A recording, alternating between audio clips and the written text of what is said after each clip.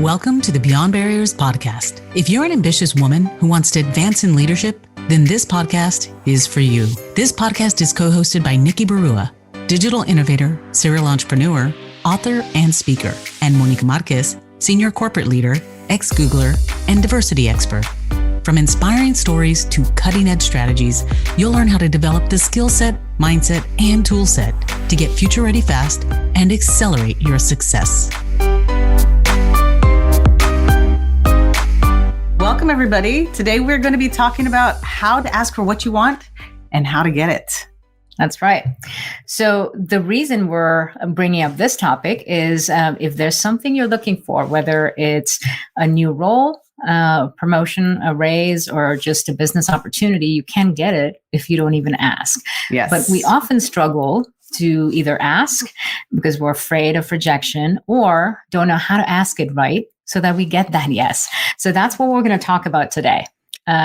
So let's start off with maybe talking about, what did you have a situation in the past where you struggled with that, and how did you actually get it right? Absolutely. I mean, early in my career, it was one of those things where you're just afraid to ask for what you want.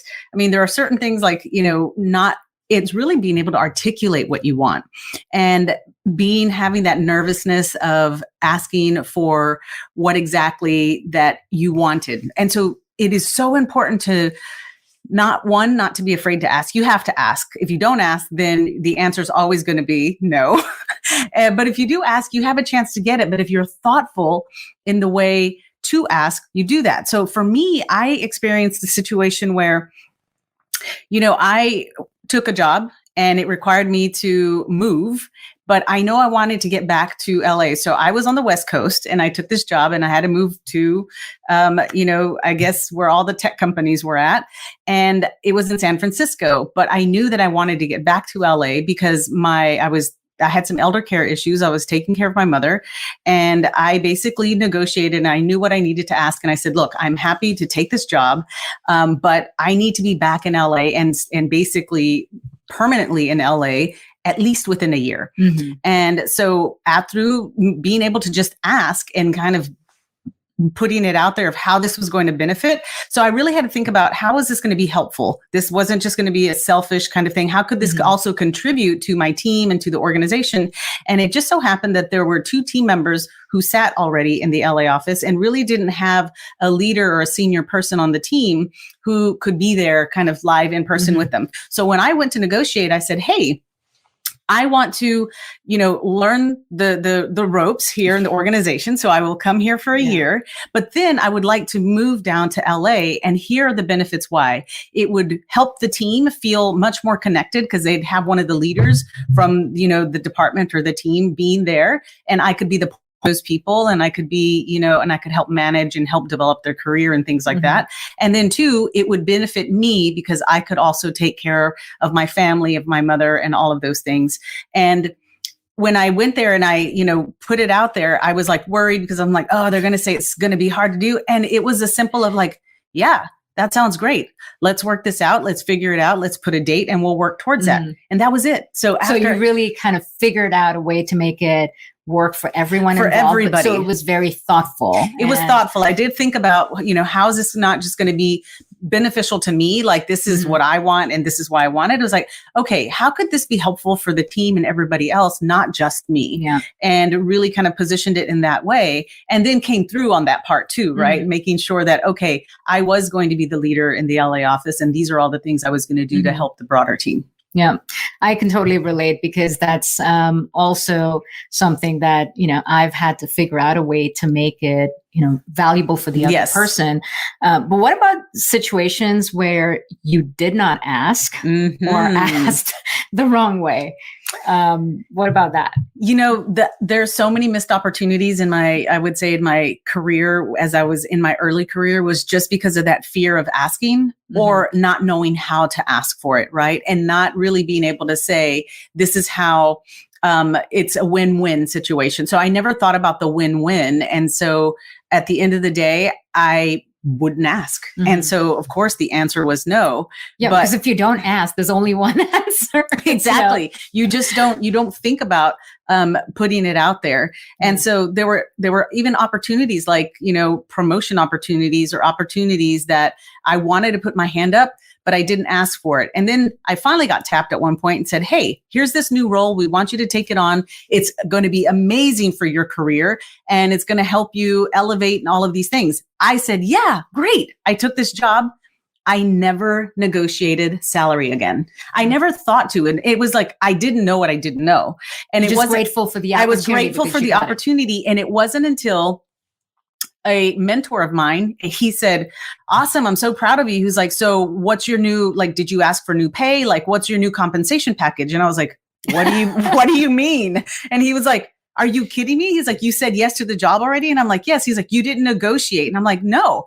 And he was like, Monica, you always negotiate. It's a new job. It's just like if you would have interviewed for a new job, you would have negotiated. And I was like, oh my God, I didn't know to ask. Because it's easy to think about negotiation when you are taking on a new role in a new company. Yes. Because you think it's a new start. Yeah. But if it's a new responsibility in the same company, you often don't even think of. Exactly. And the thought did cross my mind. I'm like, well, this is a new job. And I wonder, the person who left, I know that they were more senior than me, making more money.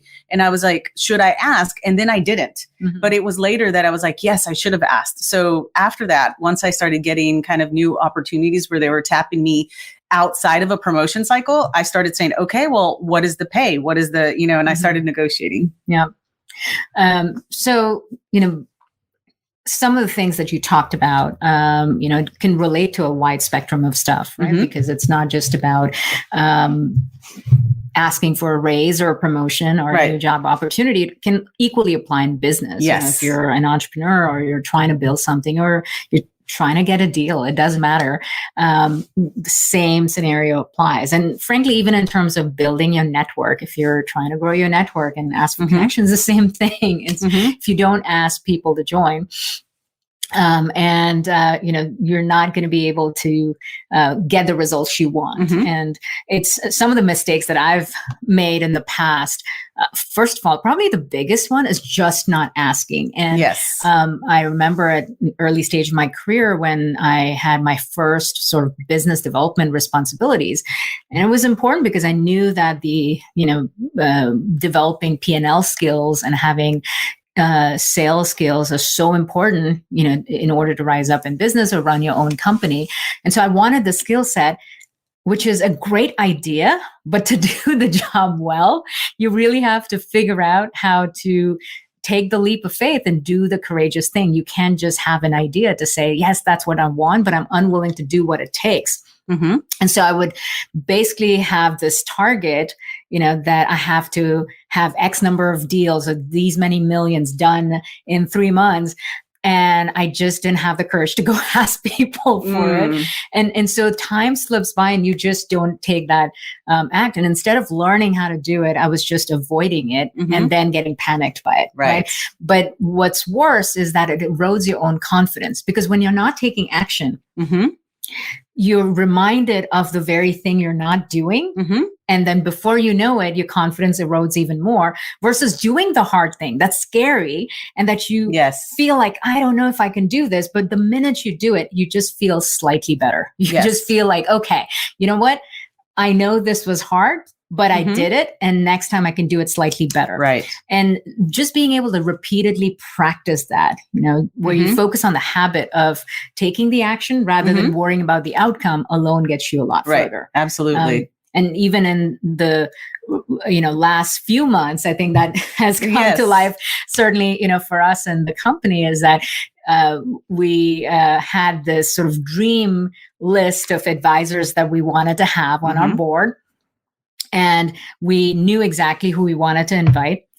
And then that same familiar feeling of, oh my gosh, I don't know if I can ask. What if they say no? Or how do I figure this out? But finally, systematically going through it, asking the right way and making sure it was a good fit for both parties.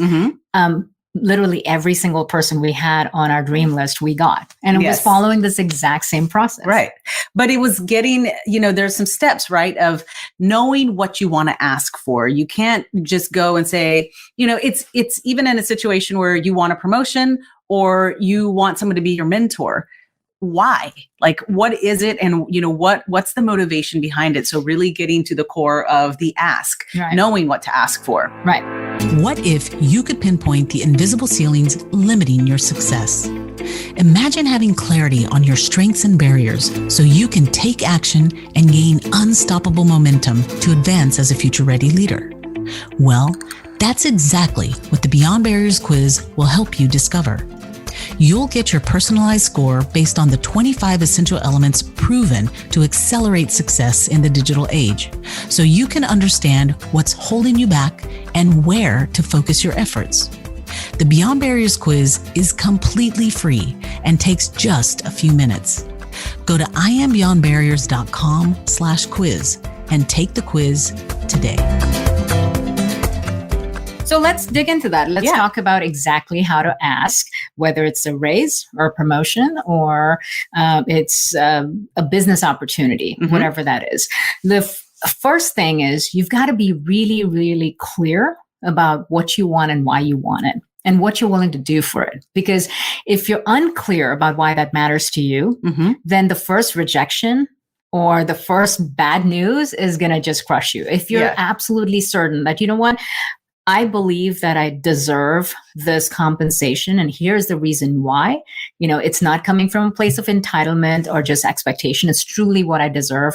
I've, sort of done my research. I have all the results to back it up, and I know I deserve it. And not just that, that if I don't get it, it actually hurts my family. Or it's putting me back in my career. If you're very clear about your reasons for why you want it, and exactly specifically what you're asking for. So, for example, it's not just saying, I want more. Well, how much more? And why is that justified? Right.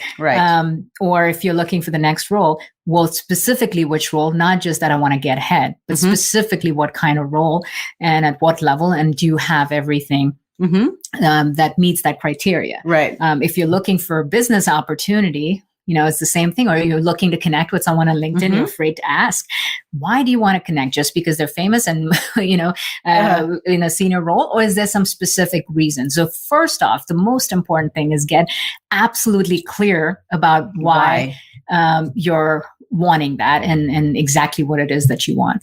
Second is once you know that, then you got to come up with a list of who can help you get there. So sometimes it's not just the direct decision maker. It could be the influencers. It could be other people that can advocate for you when you're not in the room.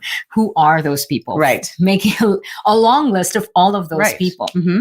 And typically, I look at just 10 people, just come up with 10 specific names of who can help you get to that result, either directly or indirectly. Sometimes it could be that person can directly help you. Sometimes it's someone who can influence the person. Influence the other person. But come up with a list of 10.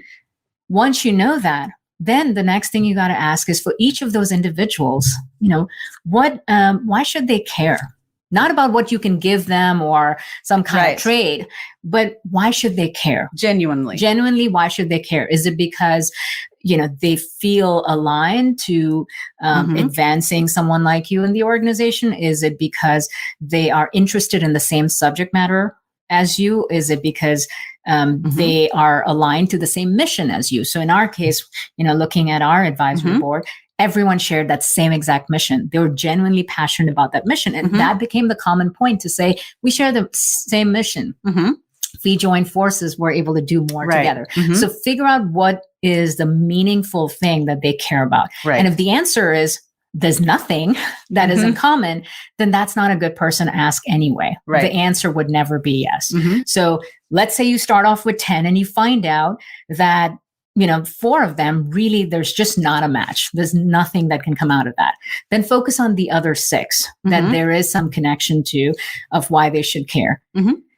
Next is what's the best way to ask? Best way to ask, right? And this sounds simple, but it means so much. Like if it's something like negotiating a salary or having some sort of conversation about promotion, you may not want to do that in an email, or you may not like want to do a chat, like an IM chat. You want to make sure that you have this person in person, whether it's through a video conference, a phone call, or in person, a live meeting. So but it also has to be the right timing for them. So it's not about what's convenient for you, but if you know their schedule or their general profile, what's a particular day in the week when they seem to be the best time to catch them, right? Or that's when you do your surveillance and you figure out like they're always happy the most on receptive. Exactly. Like catching them on Monday morning at 9 a.m. where their head is in a different place and you're asking for something you want just may not be the right time, right? So being very thoughtful about the right time, the right method, and then most importantly, the right language with which you want to ask, which has to be gracious and respectful. And giving them an opportunity to graciously bow out. Right. So, for example, saying, hey, I'm looking for your guidance or advice or support to achieve X. The reason you can help me is because you have this, passion for, let's say, advancing women in the workplace, or you care about diversity. And, these are some of the challenges I've run into. These are some of the things that you have overcome. I know I can learn from you. Would you be willing to support me in achieving this objective? And it would take only 30 minutes of your time or just an introduction to someone. Get specific on what you want out of them and make it easy for them. So for example, if you're asking them for an introduction or referral or a recommendation, give them sample copy. Say, here's sample copy of what you could use. Here's the specific person I'd like to get that recommendation from. Would you be willing to just do connect this the dots for me? Yes. And if not, I completely understand. Thank you for giving me an opportunity to ask. Yeah. Makes it super easy. And the if not, you've got to learn to, one, let rejection slide off your back. But two, sometimes you have to look at it as like, it's a no, but it's not a no, it's a not now. Yeah. And then being able to leave that conversation open as to like, okay, I totally understand. Thank you for listening to me. It's a no, not now, but can you help me then? What would that time look like? Especially if you're, who else could help me. So especially if you're asking for like a raise or a promotion, you need to have that conversation. And even if they tell you no, the benefit is that your direct report or your manager knows that you want a promotion or that you want a raise. And so listen, we're human. And the way the conversations happen during comp season, they talk to your manager. And so I can tell you from either managing those conversations, those comp conversations with other leaders, or managing them for my team myself, if I've had somebody who has had that conversation with me and has asked, then I know when I'm having those conversations, I'll say, you know what? Nikki has asked twice for a raise. I need to do something for her. And this is the time where I can do it because you've asked me in the past. Now, if you've never had that conversation with me, I think like, okay, well, I have a little bit of discretionary kind of comp here. I'm going to go ahead and give it to Nikki because she's asked for it. But Monica over here never asked, so she'll probably be okay. Yeah. So that's the benefit, is that if you ask the question, then they know. Right. And then the final step is be gracious. Yes. If you don't get what you asked for, and the person doesn't agree, just be gracious, even in that loss or that rejection, because it doesn't help to, get highly sensitive or upset or frustrated about it and let it impact your own path forward. Be gracious and then figure out, what do you do next? Don't give up, just figure out what you do next. Yes. But being gracious allows the other person to still think highly of that interaction. Yes. So again, to recap, get super clear about what you want and why that's important to you. Number 2, find out the 10 people who can help you get there, either directly or by influencing the person who you're trying to reach. Number 3, figure out specifically for each individual, why should they care? And if they don't, if there's no match, move on, find someone else. And number 4, figure out the best day, time, method, and language with which you want to approach them. And number 5, be gracious no matter what the outcome. Your job is to focus on the habit of simply doing what you need to do rather than worrying about whether you get it. Yes. And if you keep that attitude, then it doesn't matter if you're trying to sell something to an audience, or you're trying to get a raise, or you're trying to ask for something that's challenging, you just keep doing what you need to do, and eventually the results will come. So there you have it. And we will see you in the next episode. Thank you for listening to the Beyond Barriers podcast. There are thousands of podcasts out there, and we are so grateful that you've chosen to listen to ours. If you enjoyed the show, please leave us a rating and tell a friend about it. And subscribe to get new episodes every Monday, Wednesday, and Friday. Visit IamBeyondBarriers.com, where you'll find show notes, links, and the best way to connect with our guests. See you next episode.